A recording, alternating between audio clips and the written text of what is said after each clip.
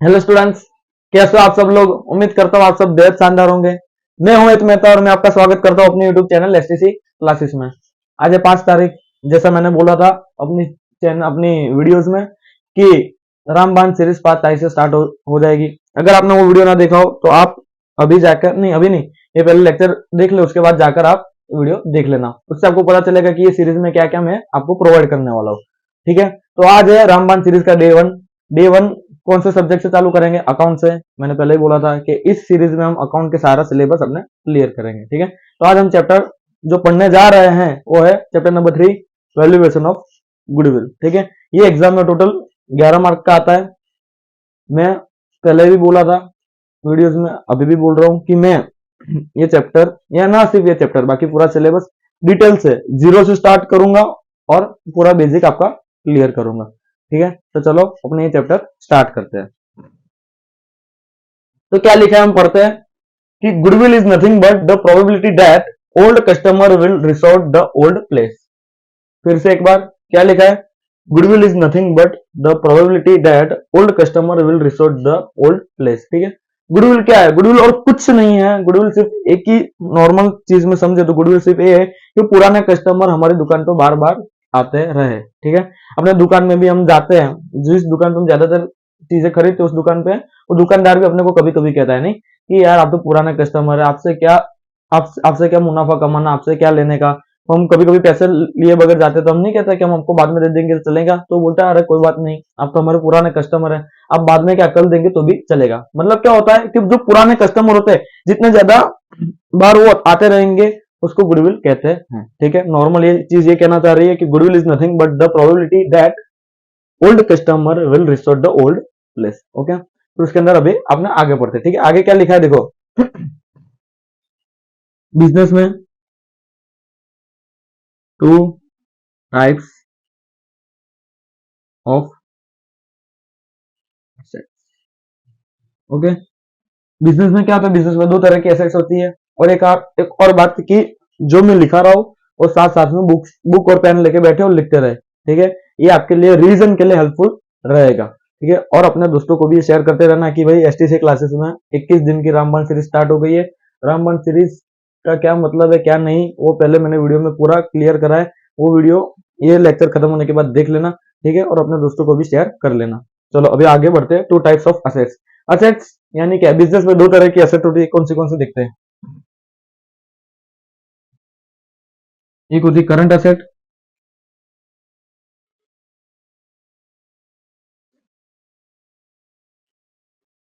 दूसरी होती है non current asset.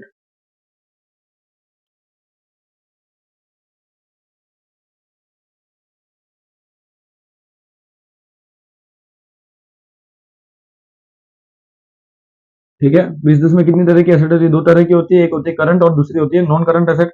Current asset यानी क्या? करंट एसेट यानी वो जिसका time period less than 12 months हो, यानी जिसका टाइम पीरियड 12 महीनों से कम हो, वो अपने लिए करंट एसेट कहलाएगी। और नॉन करंट एसेट कौन सी कहलाएगी? नॉन करंट एसेट वो कहलाएगी जिसका टाइम पीरियड 12 महीने से ज्यादा हो, मोर देन 12 मंथ्स। जैसे एग्जाम्पल के साथ, ये जो मेरा बोर्ड है वो बोर्ड की टाइम लिमिट या ये बोर्ड का समय 12 महीने से ज्यादा, यानी इसका मतलब मैं 1 साल से ज्यादा इसको चला सकता हूँ, है ना। और जब हम देखने जाए इसका रिफिल या मार्कर को हम देखने जाए तो मार्कर हम 1 साल से ज्यादा चला सकते हैं? नहीं चला सकते, 12 महीने के अंदर में इसकी रिफिल खत्म हो जाती है। तो समझ में आया क्या होता है करंट एसेट और नॉन करंट एसेट। ठीक है, अब अपने पढ़ेंगे नॉन करंट एसेट के बारे में, डिटेल पढ़ेंगे। ठीक है, नॉन करंट एसेट में भी 3 तरह की एसेट होती है। पहली फिक्स एसेट,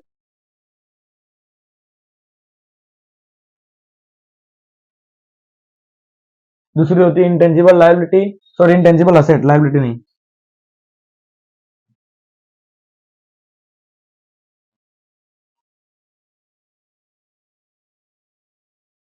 और तीसरी होती है लॉन्ग टर्म इन्वेस्टमेंट। ठीक है, तीसरी क्या होती है? Long term investment.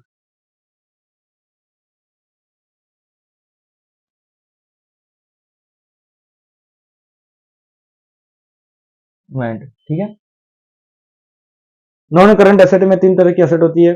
Fix asset, intangible asset और लॉन्ग टर्म इन्वेस्टमेंट। फिर से एक बार बिजनेस में 2 तरह की एसेट होती है। एक होती है नॉन करंट, दूसरी होती है करंट एसेट।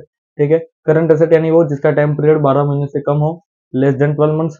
और नॉन करंट एसेट यानी वो जिसका टाइम पीरियड 12 महीने से ज्यादा हो, मोर देन 12 मंथ्स, ठीक है। नॉन करंट एसेट में तीन तरह की asset, fix asset, intangible asset and long term investment, ठीक है। अब इंटेंजिबल एसेट क्या होती है? इंटेंजिबल एसेट वो होती है जो हमें दिखती नहीं है, ठीक है, जो जिसको हम छू नहीं सकते, जिसको हम देख नहीं सकते, लेकिन हम उसको महसूस कर सकते हैं, ठीक है। कौन सी देखते हैं? पहले तो गुडविल,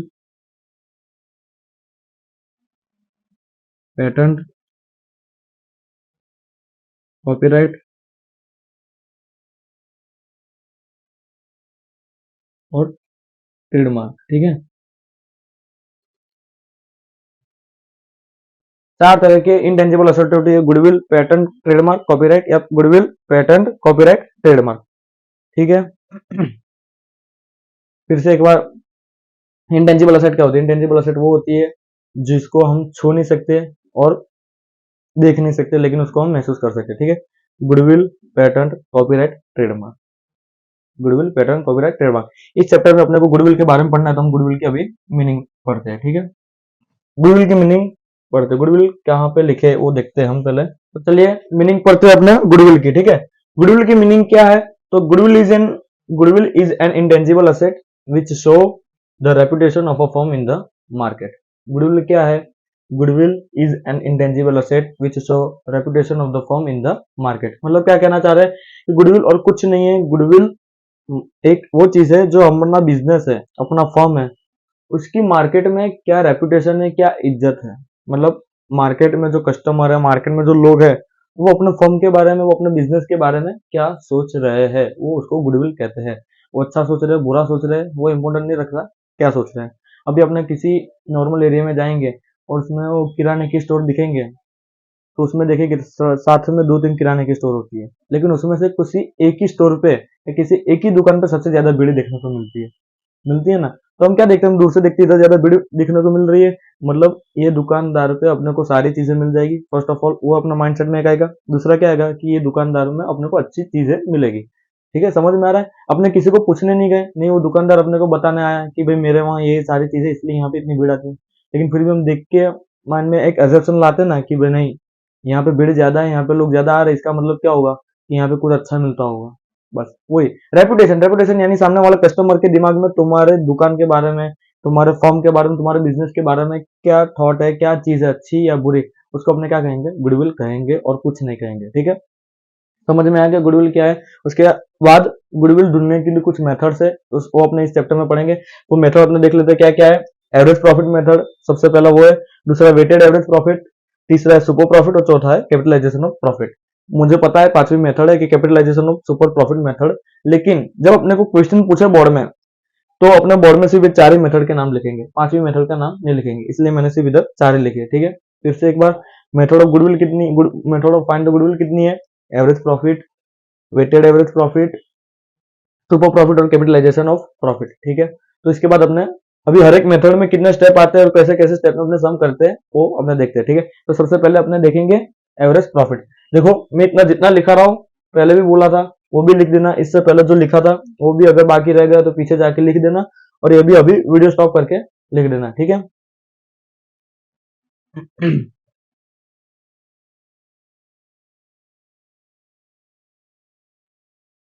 सबसे पहली मेथड कौन सी? एवरेज प्रॉफिट, ठीक है।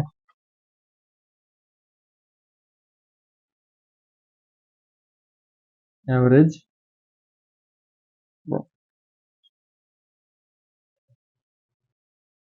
उसके स्टेप है अपने, देखो हर एक मेथड के कुछ स्टेप, अपने स्टेप देखते हैं, उसके बाद अपने को समझ में आ जाएगा कि उस मेथड में कैसे सम करना है, ठीक है। तो उसका स्टेप नंबर वन क्या है? लिखते रहना मेरे साथ। मेक अ टेबल, ठीक है। हम टेबल बनाएंगे, मतलब जो अपने को दे दिया है, ईयर्स दिए होंगे, प्रॉफिट दिए होंगे, वो लिख देंगे। उसके बाद क्या करेंगे? एवरेज प्रॉफिट सीधा ढूंढ लेंगे।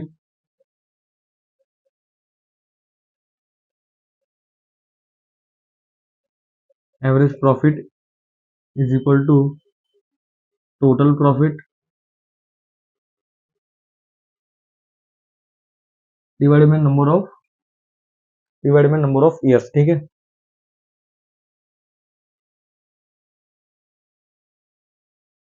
स्पीड रखेंगे अपन थोड़ी। उसके बाद step number three,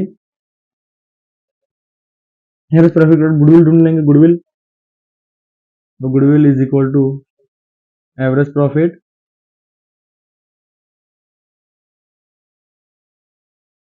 into number of purchase year, ठीक है।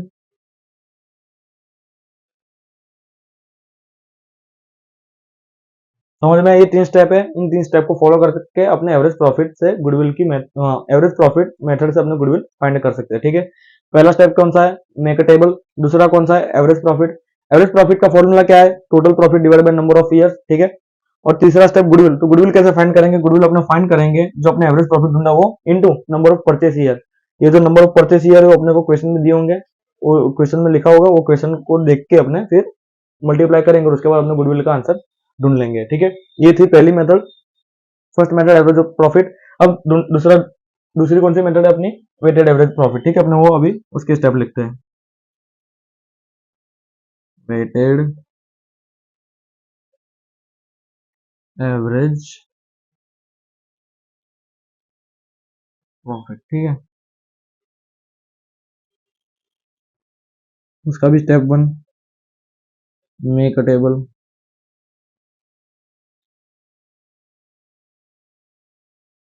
स्टेप 2, देखो अभी जो मैं स्टेप लिखा रहा हूँ वो लिख दो, जब अपने क्वेश्चन इसके करेंगे तो अपने को ज्यादा इजी अपने को समझ में आएगा, ठीक है। स्टेप 2 क्या है इसके, वेटेड एवरेज फाइंड करेंगे, वेटेड एवरेज प्रॉफिट,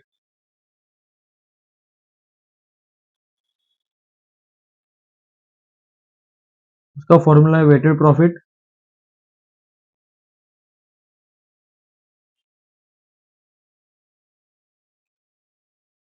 डिवाइड में टोटल वेट्स,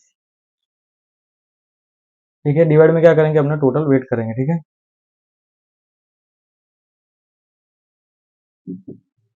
उसके बाद स्टेप नंबर 3,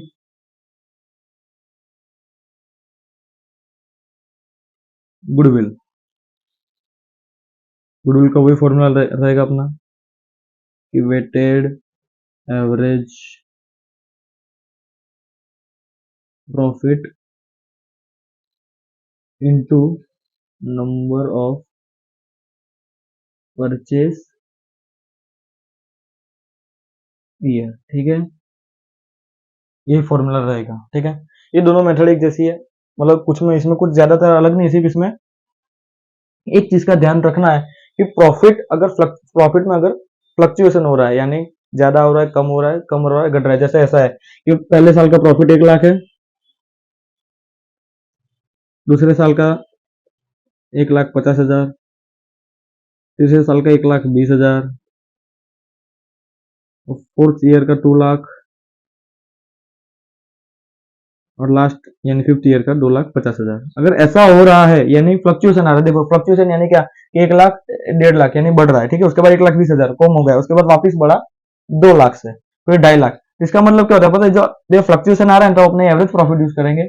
और इसके अलावा जब हम 1,20,000 की जगह 1,80,000 कर दें, इसका मतलब क्या बोल रहा हूँ कि जब क्वेश्चन में या जब प्रॉफिट में फ्लक्चुएशन आ रहा है तब हम कौन सी मेथड यूज करेंगे, एवरेज प्रॉफिट मेथड। और जब क्वेश्चन में या तो कंटिन्यूसली बढ़ रहा है या तो कंटिन्यूसली डिक्रीज हो रहा है, या तो इंक्रीज हो रहा है या तो डिक्रीज हो रहा है, तो अपने कौन सी मेथड यूज करेंगे, वेटेड एवरेज प्रॉफिट मेथड, ठीक है। एक बार इसके स्टेप लिख लो, इसके बाद अपने आगे की मेथड स्टार्ट करते हैं। तीसरी मेथड से स्टार्ट करते हैं।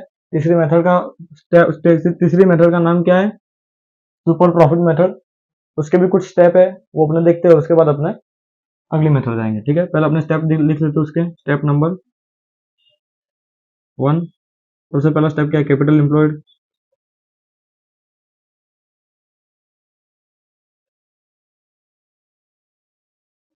कैपिटल एम्प्लॉयड यानी क्या, उसका फॉर्मूला क्या है कि टोटल असेट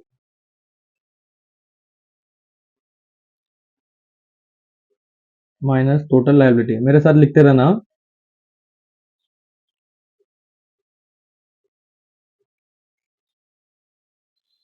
ठीक है। कैपिटल एम्प्लॉयड का फॉर्मूला क्या है, total asset minus total liability, ठीक है। कभी कभी क्वेश्चन में ऐसा होता है कि डायरेक्ट कैपिटल एम्प्लॉयड अपने को निकाल के दे दिया हो, अगर फाइंड करना हो तो उसका फॉर्मूला अपने को याद रहना चाहिए कि कैपिटल एम्प्लॉयड का फॉर्मूला है total asset minus total liability, ठीक है। उसके बाद स्टेप 2 है एक्सपेक्टेड रेट ऑफ रिटर्न, ठीक है, ये भी अपने को क्वेश्चन में दे दिए होते हैं। इसके बाद स्टेप नंबर 3 है एक्सपेक्टेड प्रॉफिट। एक्सपेक्टेड प्रॉफिट, ठीक है, एक्सपेक्टेड प्रॉफिट का क्या फॉर्मूला है कि जो अपने ने एक्सपेक्टेड प्रॉफिट का क्या फॉर्मूला, एक्सपेक्टेड प्रॉफिट का फॉर्मूला कैपिटल एम्प्लॉयड जो अपने ने फाइंड किया वो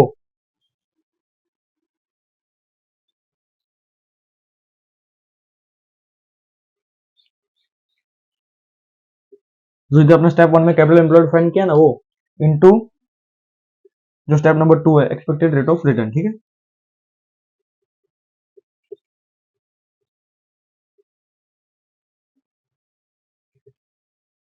ठीक है, मैं क्या बोल रहा हूँ समझ में आ रहा है। अपना क्या है पहला step capital employed total asset minus total liability. Step number 2 क्या है expected rate of return. Step number 3 क्या है एक्सपेक्टेड प्रॉफिट। एक्सपेक्टेड प्रॉफिट का फॉर्मूला क्या है capital employed into expected rate of return, ठीक है, इधर हो गया। उसके बाद स्टेप नंबर 4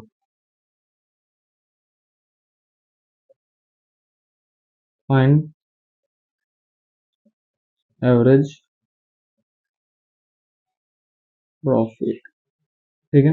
वे एवरेज प्रॉफिट यानी क्या होता है, जैसे मैंने समझाया इसके पहले दो मेथड समझाई। एवरेज प्रॉफिट ढूंढने के कितने मेथड है, दो है, एक normal average method, sorry normal average profit method और दूसरा वेटेड एवरेज प्रॉफिट मेथड, ठीक है। अपने को कैसे पता चलेगा कि अपने को कौन सी मेथड यूज करके अपने को फाइंड करना है एवरेज, तो मैंने सिखाया कि प्रॉफिट में अगर फ्लक्चुएशन हो रहा है तो अपने नॉर्मल एवरेज मेथड उससे अपने करेंगे, और फ्लक्चुएशन नहीं हो रहा है यानी या तो इंक्रीज हो रहा है या तो डिक्रीज ही हो रहा है, तब हम कौन सी मेथड यूज करेंगे वेटेड एवरेज प्रॉफिट मेथड, ठीक है। इसलिए स्टेप नंबर 4 क्या होगा फाइंड एवरेज प्रॉफिट। उसके बाद स्टेप नंबर 5 सुपर प्रॉफिट, ठीक है।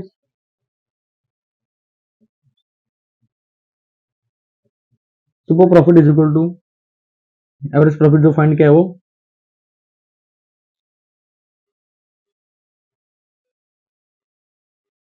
माइनस एक्सपेक्टेड प्रॉफिट, ठीक है, ये उसका फॉर्मूला है।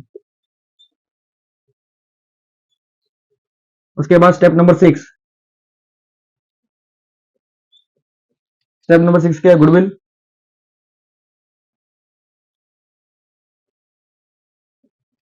गुडविल का क्या फॉर्मूला है कि सुपर प्रॉफिट इनटू